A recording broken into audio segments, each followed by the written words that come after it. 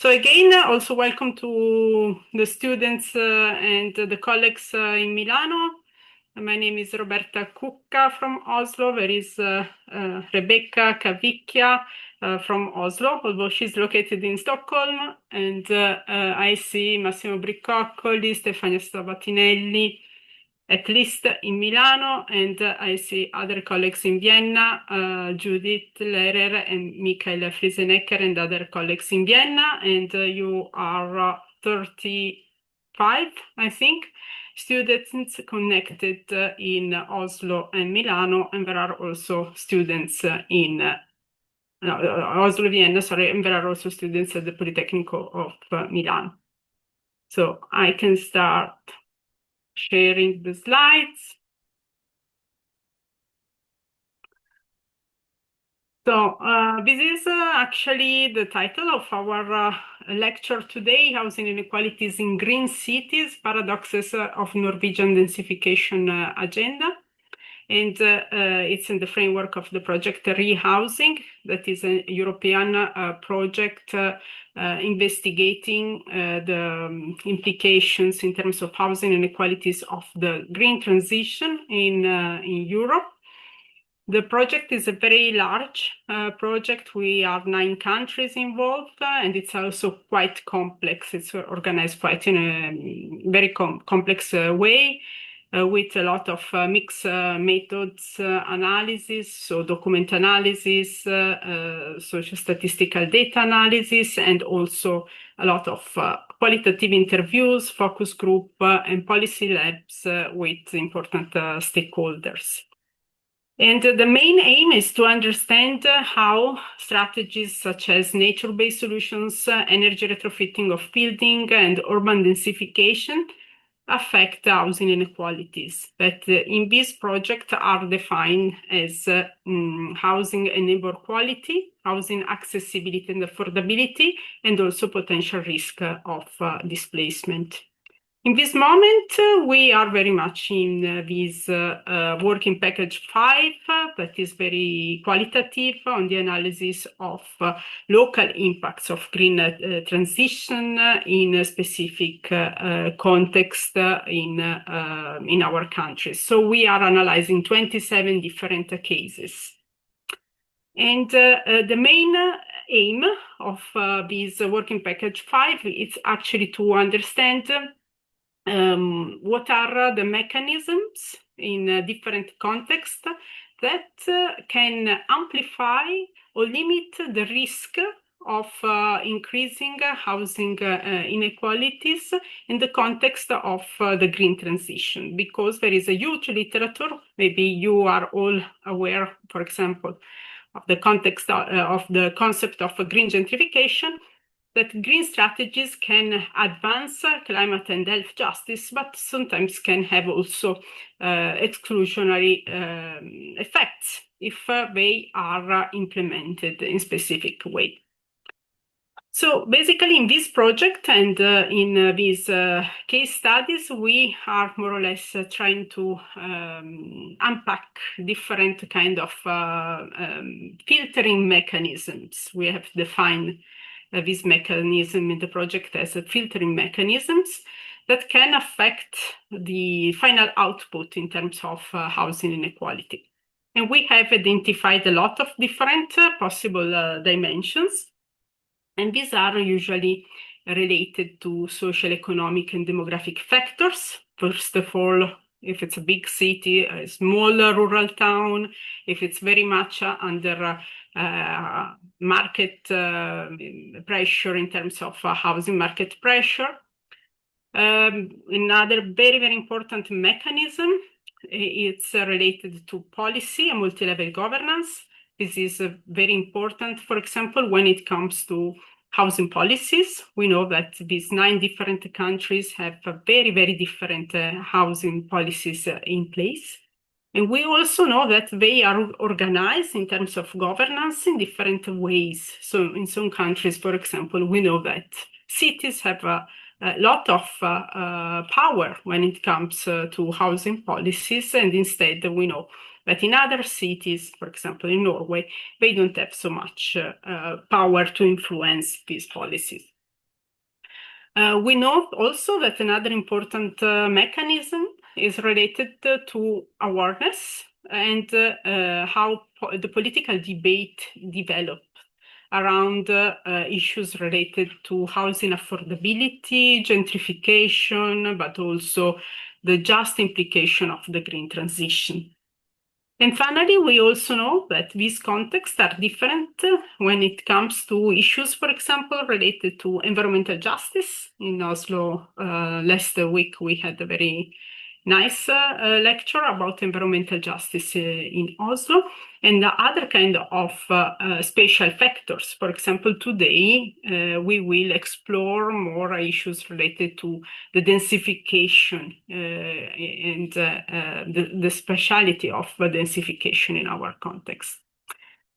So now we are actually presenting more or less for the first time some preliminary results of our case studies in relation to strategies of densifications in Norway. And very shortly, we will present one case from Oslo, that is the capital city of Norway, and one case from the city of Stavanger, that is a medium-sized city. I think internationally it's quite famous because it's called the oil city, because this economic sector was very, very important to understand the development of this city. And we are in particular studying the implementation of densification strategies because in Norway, densification strategies are a very important aspect of urban development. They have been introduced at least 2-3 decades ago, and represent an important tool to try to increase the availability of housing, but at the same time also avoiding, for example, urban sprawl. So the idea is to build very compact, especially in the center of the cities, and the ambition are very, very much and explicitly oriented towards sustainability. For Oslo, we are investigating the case of Nydalen. Nydalen is located in Oslo, and today we try to understand in this specific case how much is affected by general filtering mechanisms. So, for example, we know in relation to Oslo as a city that the city itself is under a huge housing market pressure. Oslo is actually the city in Europe that is growing faster. And housing market, it's incredibly under pressure. And there is a huge pressure both on affordability, but also on accessibility. The housing sector in Norway, and sometimes this comes as a sort of a surprise for international scholars and students, is largely commodified. It means that in comparison to Milano and Vienna, for example, in Oslo, a very low part of the housing stock is municipal, and basically social housing is not existent. Most of the people own their own, and the private rental market is 27%. So in this graph, you can see that the dot is quite red because this is somehow a huge pressure on, of course, issues related to housing. The second aspect is related to policy and multi-level governance. Also in this case, the dot is quite red because actually it's true that, for example, densification strategies, nature-based solutions are an important aspect of the agenda and are very well integrated into planning. But at the same time, housing policies are extremely weak. And it's basically defined by tax relief on loans, so a huge support to home ownership. But in terms of local capacity, to adapt housing policies to the local context, it's very weak. Municipalities do not have very much power. And planning and housing policies are very much organized as silos. For example, in Norway, we don't have a kind of inclusionary zoning strategies, as you maybe can have in other contexts that you are more familiar with. In terms of awareness, also here the dot is not very red, it's orange. But we can say for a very long time, debates about housing affordability, housing accessibility, or gentrification have been quite residual in the public debate. But things are changing, and nowadays, for example, we have also local committees demonstrating against the process of gentrification in some areas of the city. And in general, we have quite a lively debate about housing affordability issues that is more a public debate because in terms of political debate, it's much more complicated. And finally, in terms of environmental and spatial inequalities, the situation is quite difficult in Oslo, because it's true that, for example, the availability of green, it's very, very good in general. Oslo is a very green city. If you visit Oslo, you will see how green it is. But somehow also the availability of green, it's not spread, very well spread among the city. There is a more green part of the city that is in the west, and there is a more dense and densified recently city in the east.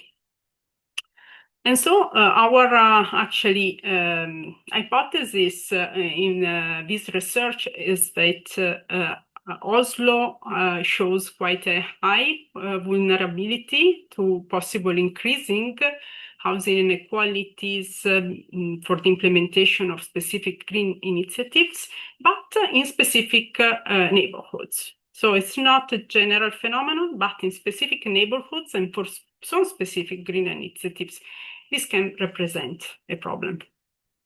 Nydalen is the case we are presenting very shortly. It's quite a fascinating case because it's located on the Akerselva River.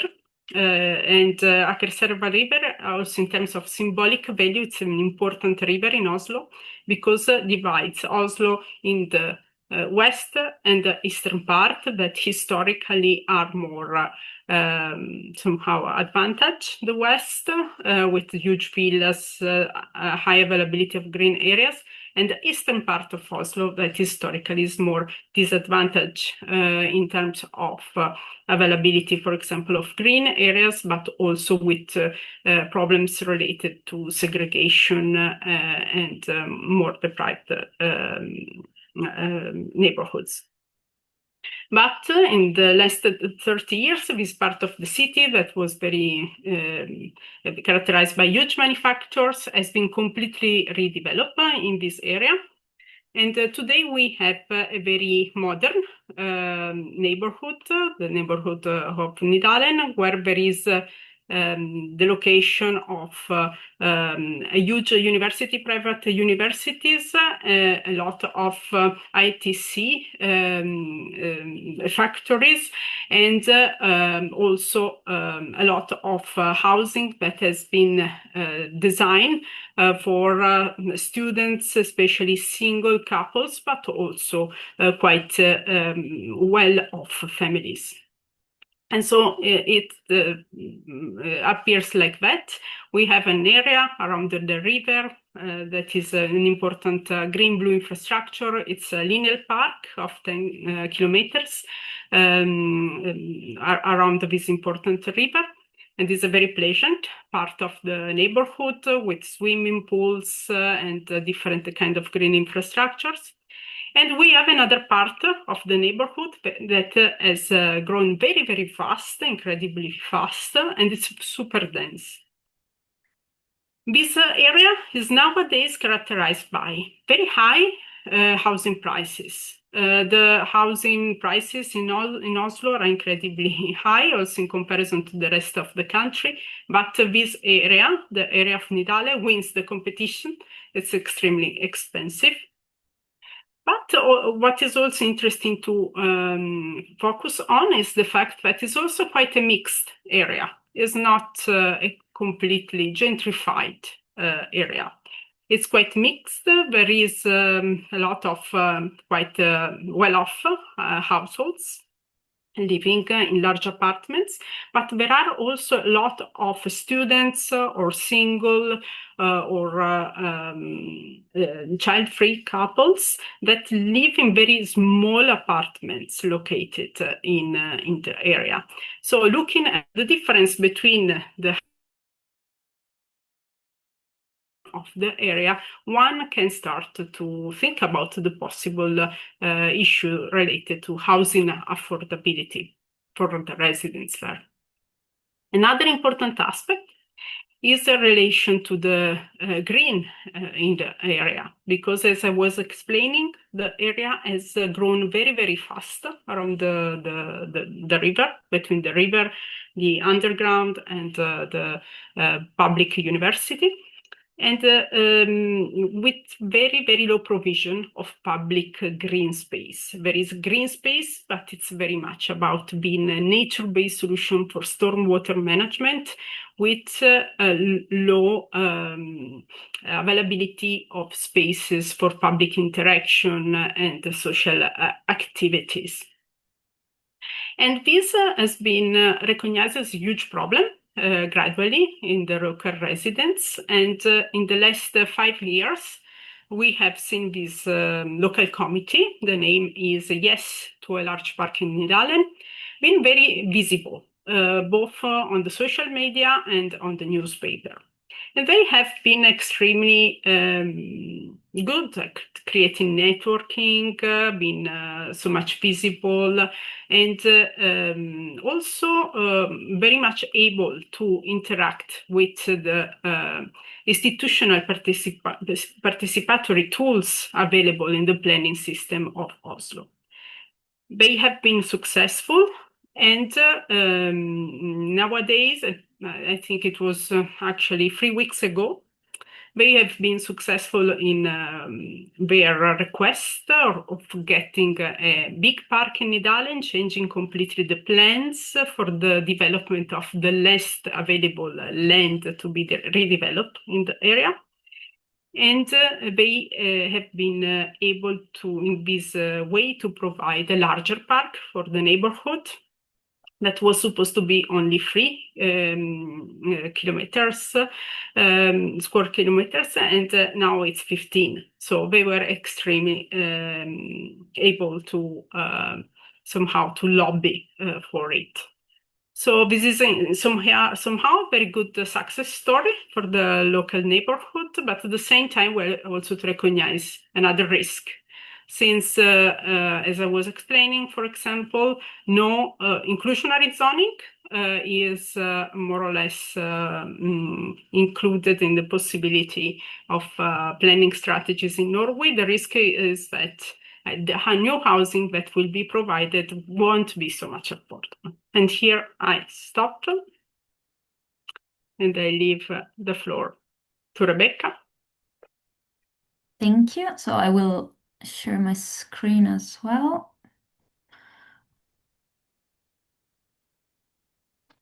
So I think you should be able to see. Yes. Yes, great. So I will keep discussing the issues that Roberta already explained about Oslo, but focusing on another case study. We have our mid-sized city, Stavanger.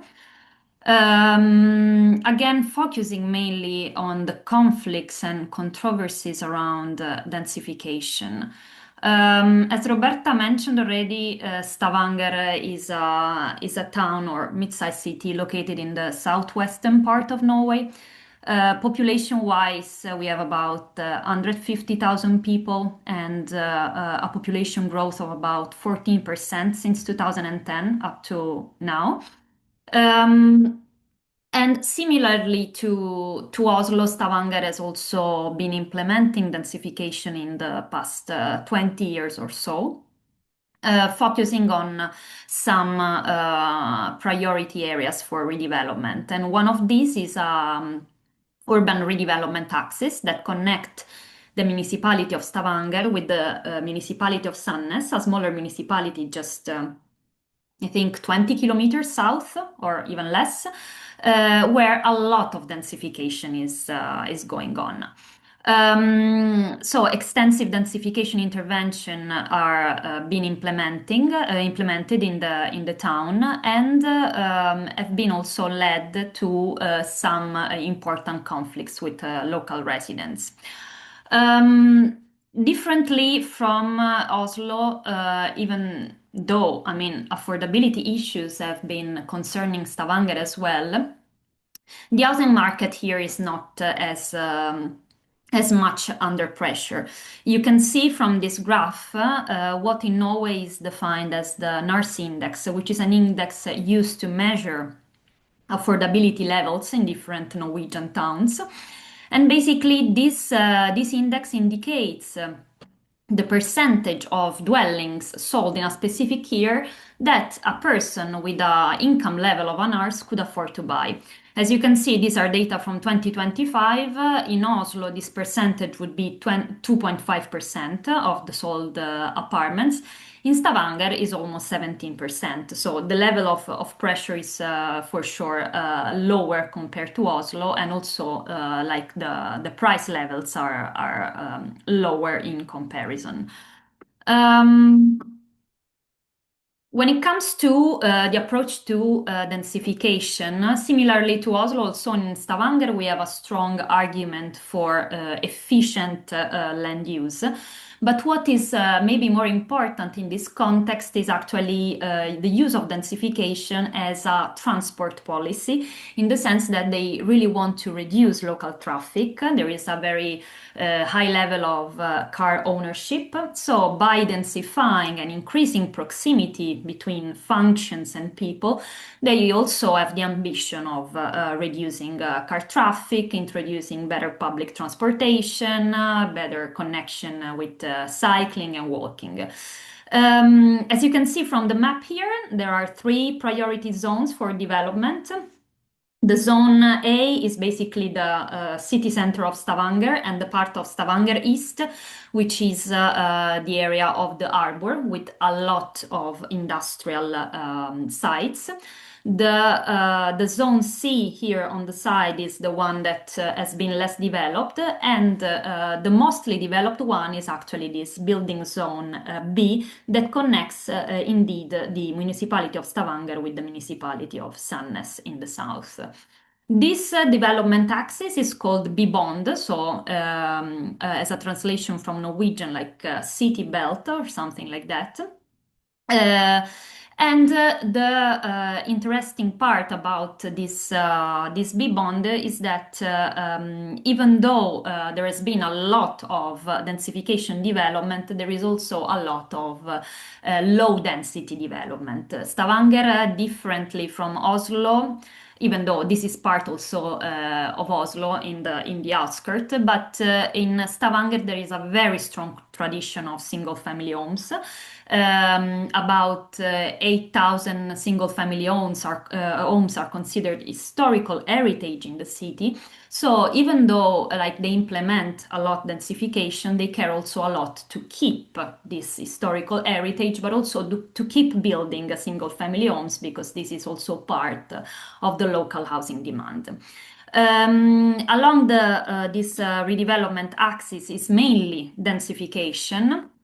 The area, like nowadays, really looks like a construction site, so it's very much under development.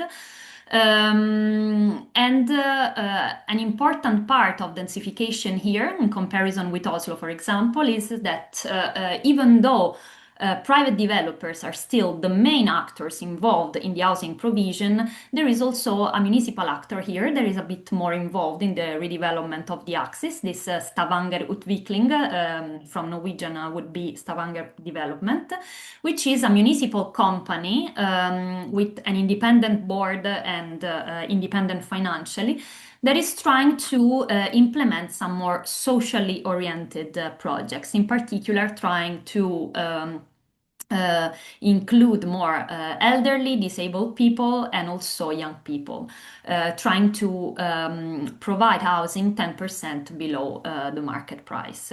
Important to say, however, is that even though these initiatives are implemented in Norway, we don't have a price regulation that allows this price cap to be kept in time. So if someone is able to buy this housing at 10% below the market, if this housing is then resold, this affordability is not retained in time. Along this redevelopment axis, a lot of concerns have emerged about the fragmented development process. The development is going very slowly. There have been also some discussions around affordability because the housing provided here belongs to the high end of the market. Doing a brief research, I could see that we are around 7,000 euros per square meters for bigger apartments, around 100 square meters, and between 8 and 9,000 euros per square meter for smaller apartments. There is also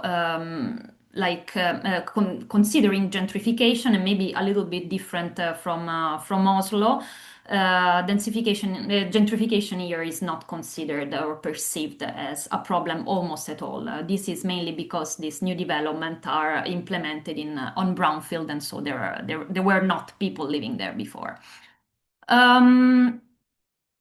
The other area that we focused on in Stavanger, in addition to the redevelopment axis, is actually a super interesting area, especially for the Norwegian context. This area is called Svankevigo, and it's a small waterfront district located close to the harbor area. It has an historic background of being low income, a bit socially deprived area. With an industrial past, and still keeps its industrial character, as you can see from this picture, with a lot of silos. The area that we focused on in particular has been subject to a rezoning plan. The land was sold around 2010 from the municipality to the private developer Ubus, the biggest private developer in Norway. And in 2023, the city of Stavanger formally launched these rezoning plans that basically implied the demolition of two buildings that had key cultural activities. One was the venue of a cultural center, performance center, and one other was the venue of different activities, including bicycle repair, carpentry workshop, saunas. All the activities have been displaced in January this year, and these buildings are now completely empty, and at the current stage the process of redevelopment is basically stuck. The ambition is to build around 100 new dwellings, but the issue here is that in order to be able to start the process of construction, the private developer needs to sell about 50% of the dwellings, and this is not happening yet. So the buildings are not used, people have been displaced, and the social network that these activities created disappeared. This area was extremely lively, a lot of events were organized, and what is a very interesting contradiction is that these activities were introduced in the area also as a part of an area-based development. So the municipality actually invested money to allow these people to rent these places for an affordable price, but then sold the land to a private developer, lost all the power over the land, and didn't do much to keep or to allow these people to stay put. So in this case, differently from the case of Nydalen, we have issues that directly affect not housing but other kind of activities. So we can talk more about commercial gentrification, but local residents are also very concerned about the fact that when the new development arrive, new people likely to be much higher income will come in, and also the social network that was present before will not be present anymore. Here are some pictures of one of the buildings that will be demolished. This is where the carpentry workshop was located, and this Bevar Svankevigo, which means Protect Svankevigo, is the group of local activists that did really a huge work to try to stay put and to keep this very lively social network in the area. So, as mentioned, local residents are very concerned about the risk for gentrification in the area, and like walking in this district, this is something that you can really perceive, because it's like if this neighborhood is a pocket of artists and industrial buildings in the middle of like a huge transformation coming along in the surrounding areas.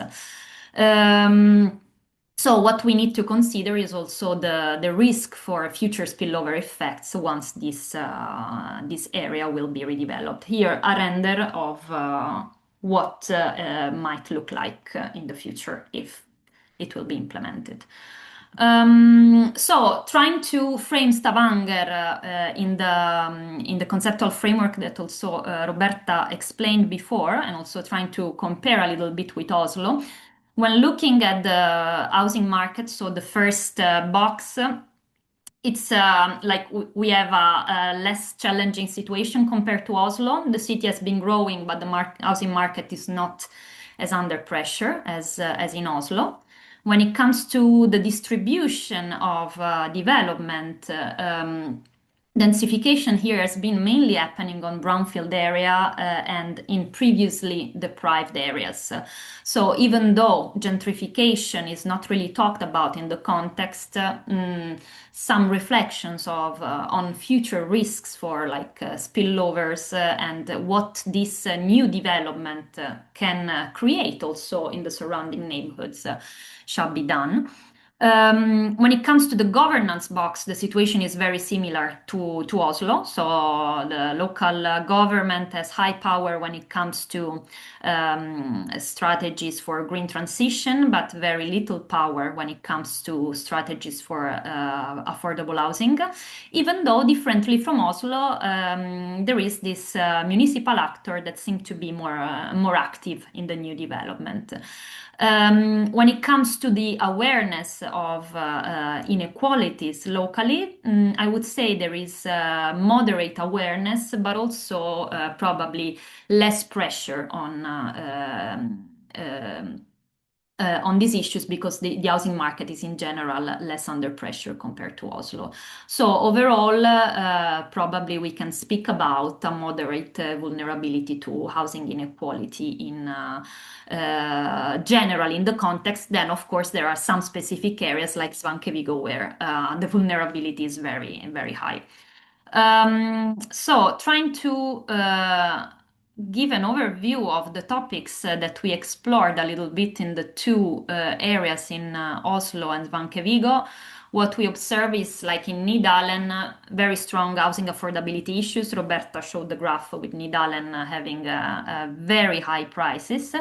In Svankevigo is still mild. The project that I showed has not been implemented yet, but once it will be implemented, we can probably expect a high price there. But so far, is still an affordable area. When it comes to implications for neighborhood quality, in Nydalen we saw controversies over green spaces, but also issues related to housing quality, especially for low-income group and especially related to apartment sizes. In Svankevigo, the implications for neighborhood quality are still moderate in the sense that we are talking about an area that is now industrial, that doesn't have a particularly a strong like green quality. So of course the green that is created is all added to the area. But there have been discussion about the fact that in these new developments, the green that is produced is very limited. They have this local rule of providing 30 square meter of green per housing unit, but often they put them, like for example, in the rooftops, so it becomes like not very much public and accessible as a neighborhood quality. When it comes to displacement risks, in Nydalen, we can talk about risk of indirect displacement in the surrounding areas. And when it comes to Svankevigo, risk of indirect displacement as well, but also not only in terms of risk of increasing rising prices in the existing neighborhood, but also loss of sense of place related to the loss of social network and the commercial activities that were present there before. So I will conclude here, and thanks.